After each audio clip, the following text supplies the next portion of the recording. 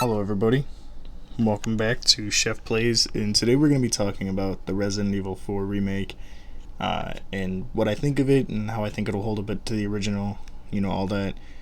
Let's dive right in. As far as holding up to the original goes, I think it'll do fine. I've seen a lot of people that are stuck in nostalgia, and they're like, oh, I won't compare, the original was perfect, like, they change anything, they're going to ruin it. I love the game as much as the next guy, but it is not a perfect game. Far from it, really, and it could use adjustments.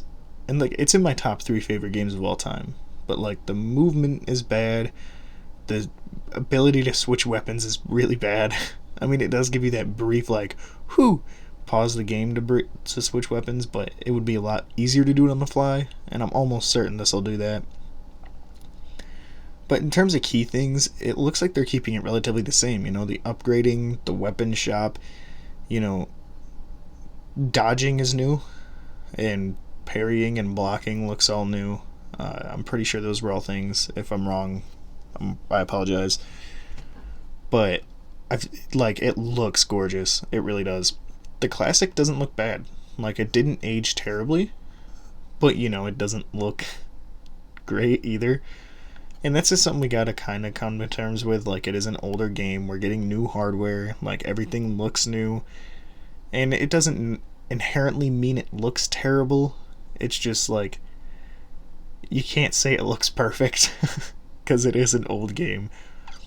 And like, as someone who's beaten it like on normal and professional across, was it 3 different systems?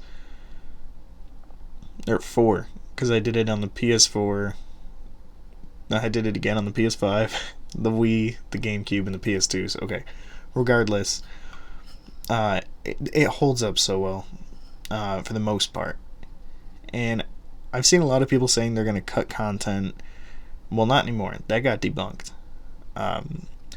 Before the game had any trailers or anything, when it was just being like teased and people were leaking it and stuff, they were like, oh, they're cutting Krauser, they're cutting the Vistadors, they're cutting the castle.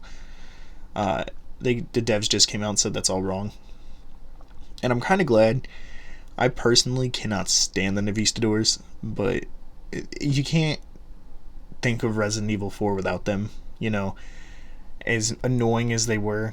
Maybe not to everyone, but to me at least, as annoying as they were, I'm glad to hear that they are coming back. That goes for a couple other things too. But another thing I hope they touch on is like the lore of Louis Serra more. I've been seeing a lot of people want background for the stranger, and I personally don't. I think it's nice to keep him kind of mysterious, although I think a cool thing would definitely be if he gave a nod to the Duke, or about the Duke, like we got from the Duke about him. Of course, we don't know when they met, how long ago it was, or when that took place, but I think it would be a nice little Easter egg. And I've been seeing a lot of things that are really getting my hopes up about this game. Like, all the trailers look crazy good. One thing that I've heard rumor of, and I also hope it's not true, is the stalker enemy thing. I'm not a huge fan of stalker enemies. And people are saying, like, he's supposed to be one. And, the Big Cheese and the Verdugo. And I really hope that's not the case. If they're like Lady D and less like Nemesis and Mr. X, then that's fine. But yeah, I'm super hyped about it. We're working on the analysis video for Resident Evil 4 at the moment, so look forward to that. And I hope you guys enjoyed. I know this was a short one, but hope you're having a good day. If you're watching early on, have a good rest of your day, and I'll see you in the next one. And I'll definitely be playing this game when it comes out. See ya!